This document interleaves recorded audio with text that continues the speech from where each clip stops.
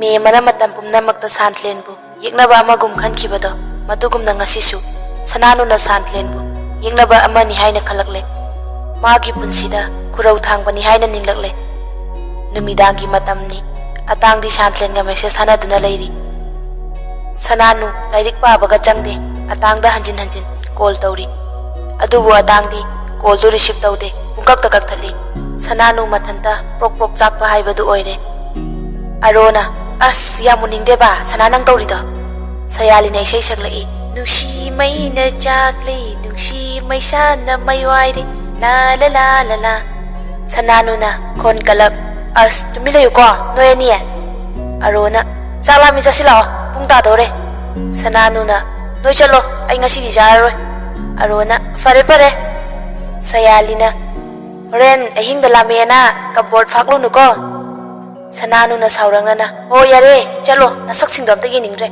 kai kana dabda ha makoy ani su thokirami makoy ani thokibadai isau langbadu khangin hingkalai ha ko lisiklak tobasibu sumkak thaleba kari butori no khangde busy ora kadima tek samatang di torok yaiba somdana tangna kari nu pirumasibo mamai sibo ka khulong gi leather na ka tuppo jala asu ikai khangdabasibo hairingai call amuk tawrai atang kari bu haining lino amuk ta di pai bi he phone do pai khali atang hello Sananu saurak ngasai digi call silak tawbabu sumpai parak tu kai gino sumkak thale me atang na nang sumina ka thale khangladi kai gi hanjin hanjin tarok lino kakli do ya da bai kakli ne Sananu kari tawrino atang lairik parambane indom jasu leibadu da call parak pado farak ta tawbun saunu ko Sananu saude da atang kai legi call tarok bobo Sananu kaishu leite da sum tarok pane atang ho asumna matam khara hokre Santlen su entrance loikre loyana mama be magi exam tubu ngasi haido kani haiba natrane Ritana haibane chak toklaga horen pung 10 daida yengthoklurage loyana ho fare fare chak chaba matam oiraduna Rita amadi Santlen chak chari Ritana chak chana chana Manipurda natro nang master togani haidubo Santlen hoindom cha Ritana nahi da puning changuko nang se indom cha na college ki lecture yam oheni indom cha gi ning base nang thungaluko Santlen no fe tawi asum tawna Rita amadi Santlen MU da laklami notice board amayam umsinaba marak tuda Santlen su lisili khudo minute hinduna yengi 9 rank ti yarame no fe tawna amuk fat phawdurei Santlen Ritana yaurabo Santlena yauri indom cha 9 rank ta Ritana as nungai reda nakandagi Devna Santlen nangsu exam thabra Santlena haima Dev thaye nangsu thabra Devna thaye Santlen yaurabo Dev yaure aita Santlena oh 8 rank kaisam debras nangni ko aidi bapu oirudre he Rita da onchilaga indom cha Dev se khoi lekai dagine Imphal da hongalaga laikhiba college su puna taminare Ritana oh phaine sida mu puna tamlade Santlen nokfe tawi nongmani ni gi matung phone da nongma Sananu na hayeng se sangladi khorom da koirodana atangna kai leige Sananu na kaisu leite da sum koirona haibane taliro atangna aduina teda hoi koirake Sananu na soiganu ko thame bye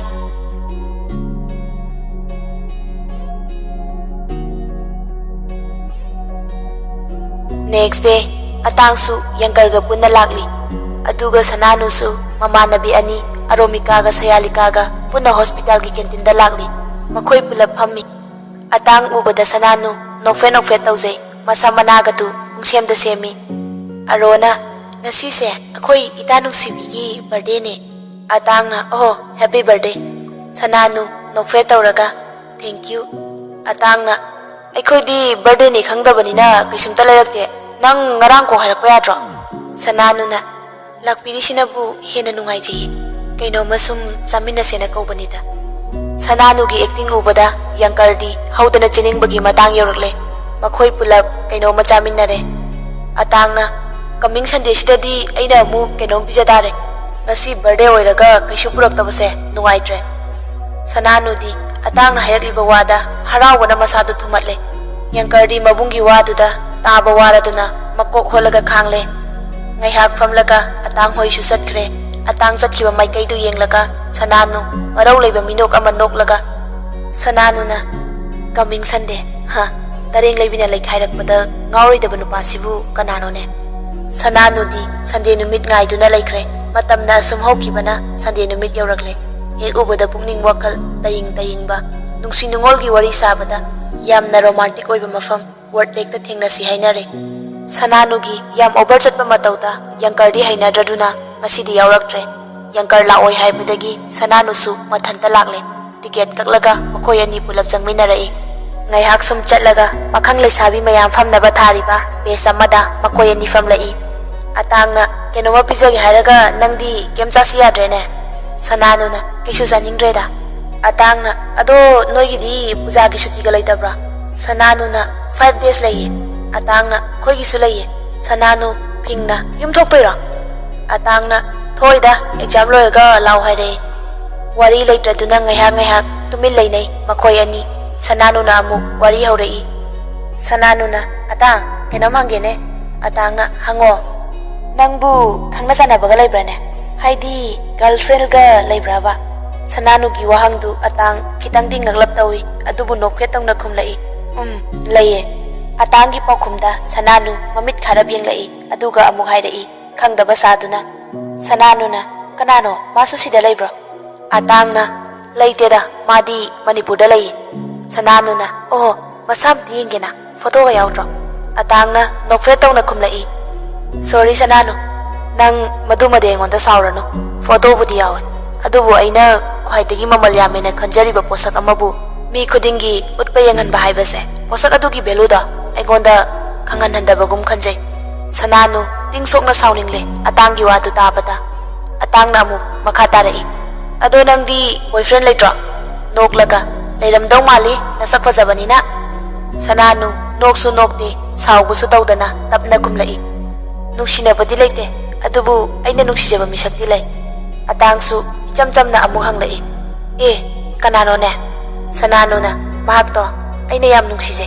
aina nungsibagi ingit kaya amati tawbane adubu manadi ikhang bidre khangna khangsinadrira natraga tasengna khangsinadriba haibadura ai khangde atangna nungsiradi nungsi sajat phongdoba thamoida omlaga humlaga thambase thamo yam hakajabani ko sananuna ai su khange awaba su khangliban aduda khwai luribase nupado magi nupi khangnajabi ama leiram aduna aisu aigi thamogi wafamse mafamda paudam jabagi thaunada irai leitre atangdi sananuna nganglibadu mangondani haiba khangjaba nate atangna adudi farak yam taine ko nupi koirade hamlamba sananu lepkhatladuna hairai atang nupada phana nupi koisana aina pamlati pamle min sama hekta tawraga aidi nupaduda leitaba sunga yade sananugi wa tabada atangdi pungang ngagle mathamoidasu tumina khanjai beragi nupini he kaidana atangna sanano nangi wakhal du dilale phatte nang tungda ningam loi ko nupi oibina khoidi nakhoina nungsijaba nupada leigadaba nate nakhoibu nungsibiba nupada leigadabane yum palaba matungda gidi nupi oibina khoigi naraibakse nakhoina khoigi napuroibaduna lepkadawribane nupana nupi namdana lauraga nupiduna nupadugi sagaida tilakpa matamdadi nupido adumak nupadubu nungsirakani maramdi mahak nupini tungi khalaga ijatki khalaga adubu nupi oibina khoina nakhoibu nungsibidaba nupa amagi manakta leiruba matamdadi nakhoi awaba tagani maramdi nupa haisidi nupane nupaduna pamjaba second wife thirakani matamduda nakhoi kapanatana upai leiroi sananu pumnama oisana aigidi nupado aigi oiraga loire mase aigi lengdaba wasak makhoi ani wari saringai sananubu pamjaba makhoi college ki Richard chu mamanaba kharaga laklammi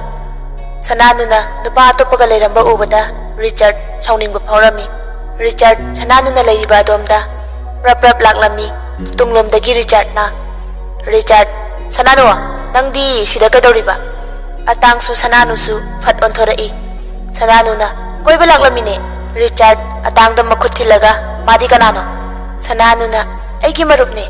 Richard oh aigi ming Richard. Atangna aigina Atang. Richard na somdi kadaidagi aibudi khuraidagine. Atangna aisu khuraidagine. Khurai sajor legaidagi. Richard na aina konsam legaidagi. Sananuna marak thalai. Sananu Richard matam se thenglani khoi khara halamage ko. Atangda onsilaga Atang chaslao. Atangna hoi bye adudi khoi khara halamage nongma matang sabada amuk thengnase ko. Richard na hoi bye. Atang amadi Sananu chatkibadu mamit suklap tawna Richard na yengduna lepli aduga hairaki marup sibu oithokpa yagadrane mawongsi iman mandida magi nupa goiramadi aidi loirene. Atang class 11 tamak tamjarabasu hek ubada mapung marai phare yengbada pakhang adumak male kanana su angang mandre chahi su yambadi yamlabani. Asumna Sananu nasu mataru anida Richard thengnabagi wari tamlami. Arona ngasai kentinda maga punba hui manba mayam aduga thengnaramine. Sayalina Richard to pasayam paiba male. Sananang Atangna yarakri phau time pass oina yagya salodana. Sananu na hamda tumi layu he noina marol ama aina I kabane na wade Richard la sakta aduga paisa budi pai haidudi mapadu contractor ni haibani mamana oja.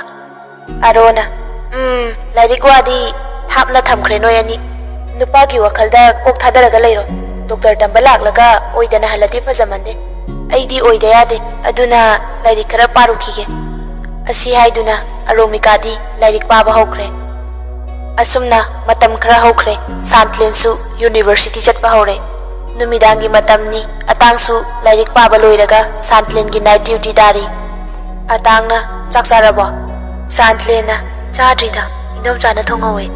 Ngasidi nangna thongdre kaigino tanbagi is nupina du taladi yaroi ko as natiye hayang waya drawing tawradi aidi chaka pijoridam wo aisu yadadana tawrine yadaba haidi as yam hangkreda karino nupi wani su khangde nupagi wani su khangde. Atangna amado tawrira. Santlen di ikaibana loire. Atangna hairakliba waduda Santlen tuminna lay ikaibana. Atangna amu hairai matai manawdabu nupagi wa nupigi wa amu khaikigadro. Santlena Atang tumi layuse atopa wari sasiba. Atangna hoye ado university chatpadu nungaibra. Santlena nungaye. Atangna chatpadi kaida chatle line da chatpra line da chaladi lambi lamdang du nungai roi boyamna. Santlena chatiye imanaba maga punna chatle kangla da yama yawe. Atangna namana binataba namanaba. Santlena imanaba. Atang saugalai napa thorai macha nang inak ta leramdi nang nakhongdo thudik ladawni kaino namanaba kana nahamu nongchuba numitta nangna phukibada thabal chongbaga lakpada hoi. Atang khon kan khalai karakane adaidi aina loina tinaganu haimido nang kyam tinaninge ha aina nupaga sanga tagunu haiba natro mingonda natradi yadabra ha yadabra. Santlen amta tapthauba Atang phingat khino. Atang kari phingdaba line da chappa kaidauge natragana gari da chappa kaidauge gari thau tingkai thauba tamrido napu daubaira. Santlena talli nangse fajana sumhaina bayaba wasida. Atangna ima hoidi khangbra nangna nupaga chappada. Santlen khangbane. Atang fai lan tawgega ngasidi thamoi are. Santlena ngaikho tamnabaga nang hauba nate kakhatkibana hale. Santlen kai nupano nisibo indom chadana kayamu hairaktoiba. Ritana kaurakpadai Santlen su chak chaba thoklai loya su phamduna lairame. Atangi kolla I Ritada. Ritana karino ne masibo ngasaidagi phone tawraklisina asi haiduna phone do paikhatli. Santlen kirup tawna Ritada yengi hello haiba nangde Atangi isau haitarakpana hali. Phone da Atangna sirabo ngasaidagi phone tawrai satadro. Ritana hey Kari khondano ne, kutha tokpa yada tawbani ne. Atangna, kari gi yadaba, hanjin hanjin tawre khangadi, sat parakpa kai tawge. Ritana, hoine hoine, paire kai hainingbano nangbo. Atangna, iche du university satpada kanaga chale. Ritana, Kangla sangom sangdai mamanaba maga satminabane. Atangna, mana nupaga satpadu noishu yaba. Ritana, mi mamanabaga satpabu kainone. Lambi lamdang su pharak tai tawbani ne. Atangna, khoigi gari ga leitabra ha. Mathanda satpatali harasu babana ra imana ra kinom thinba yadra. Ritana, ngai khone. Nachina mamanabaga satminaraga nangna duk sauridubu karigino ne. Atang ngayak khumpham khangde. Santlen su chingna khraba jala haiduna pakhatpa phaurai. Adubu atangna amu heisingna khumlai. Imanaba mayamna noida laiba nupido nupa amaga sum chatminai khatminai kana harakpa. Aduine khoida lairaga mina duba harakpadudi khoina free thaba mandra. Adugi sum haibane. Hayengdagi chamina hangano matomda chalhallo. Natraga babara nangla kenoma thilo. Ritana, hoine thilalagene nangbu kaidaurige. Atangna lairik parambane. Ritana, phare paro taparo wari sananingro nache su laye chak chariye. Atangna, yare kona sanarage thamage. Ritana, phare thammo. Phone thamkhre. Loyana, nachanu para. Ritana, hoi mane. Ibemana university chatpada debka chatpado atangi mamanabana uraga kaino pauta jatam chilakpa male. Adugi chatmina hangano hairakpa. Loyana, ise mi gaisi su angakpanida mathauna di laitrabanina mi gi sitragupra yengduna lairabanine. Ritana, moi pabungna thinbadi yararoi ai noina thinbirage mathanta chathanbasu nungaite. Loyana, hoi adumaina hek tawro.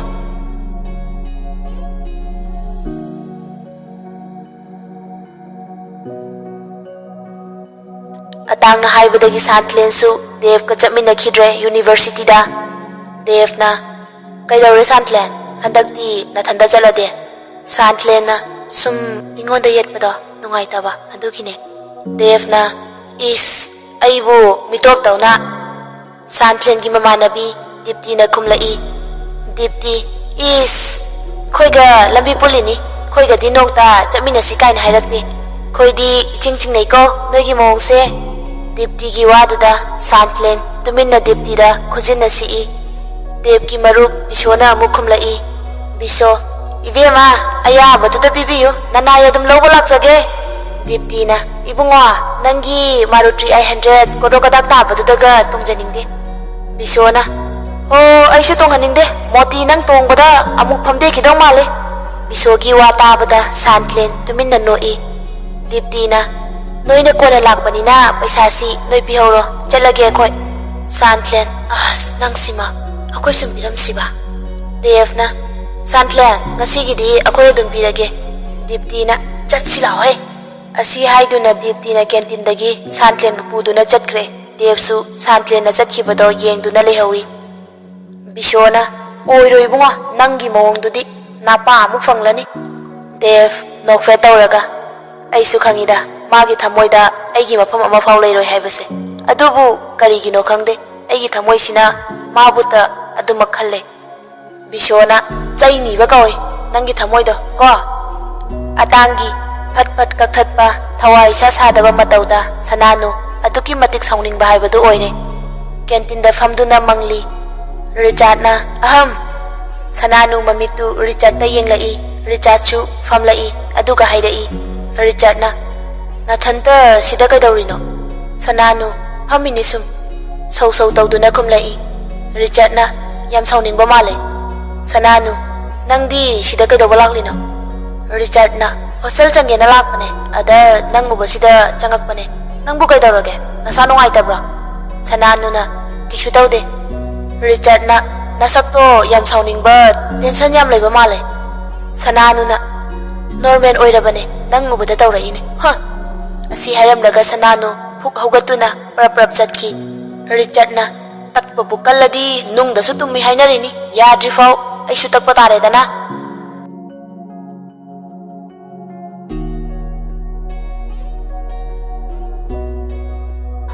Assume तौना मतम assume हौखिबना अतांगसु चहीगी परीक्षा योक्सिलक्ले exam गिदी थोइना खलुद्रे मयुम थोक्लनी सान्थलेन उरनी हाइबसिगी वखलदनी माना नुंगाइजरिसे फोनदा ticket कक्लबने खंगजरबो नकुबुगना हाइरे ngасai सान्थलेना ओ आइदी खंगनमदौ मानदबा अतांगना थोक्लक्तौ नुमितुनिसे अइना ngaibदा वाजरिसे नहामुक चलमदाइददी लौबा लामदाइददी पुन्ना लाके काइना सान्थलेना इंदोमचासु मसा ngamde kakasu थबक थादोकपा यादे कमाई लाक्तोइनो अतांगना अदोइसु नंग लाउ याद्रा इतोमता लाक्तोइबा होय लाक्तारे मरेइदीबा अतांगना अदो कई लेरोबा सान्थलेना कैसुमता लेबिरकनुदा अतांगना कईगी अइदी इतुगी याम लेनिंगा कांसिदा सान्थलेना ओ नंगना लेनिंगबा हेक लेरो थोलकपगी वखल ngakta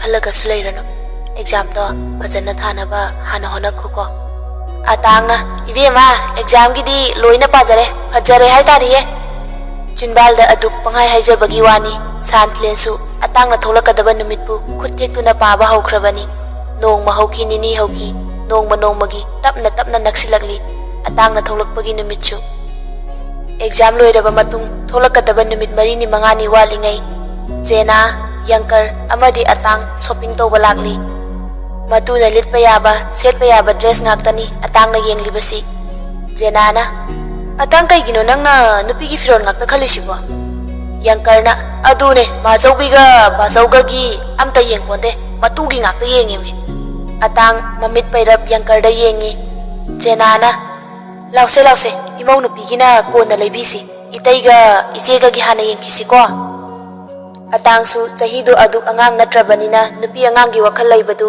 जेना थोइना साउरुद्रे रिता अमदी लोयागी पोचै लैबा लोइरगा सान्थलेंगी अमुक येंगली जेनानागा फजै फजदे खलिबनी जेनाना अतांग इमौ नुपीदुबु मसादो कमाइन तौगे अतांग इकाइदुना खुमदे जेनाना अंगावबसिदी खुमलक्त्रेने से सी येंगु पक्सगद्रा हाइदो खोइनदी मसक उद्रिबनिना खंगदे अतांग फुरितु पाइरगा हाइफेन नोई नाकन अमदसु यंकरसु फुरित येंगलिनिदो सनानुसु फुरित खलिंगै यंकर लेपदु हेक उरमी अतांगसु यौरंबा याय खन्ना यंकरगी मनाकता चंगसिली सनानु लाकपदु यंकरसु उरे कौरक्त्रिंगै फचतके तौबदा सनानुना कौरकपना हाले उपाय लेते यंकरसु खुमे सनानुना कना कना लाइनो यंकरना ददागा लागलिने सनानु अदुगा सिददी कमाइना नुपीगी फिरोन खलिबा सनानुगी वहंगदु यंकरसु हिंकारे यंकरना ओ खोई दादो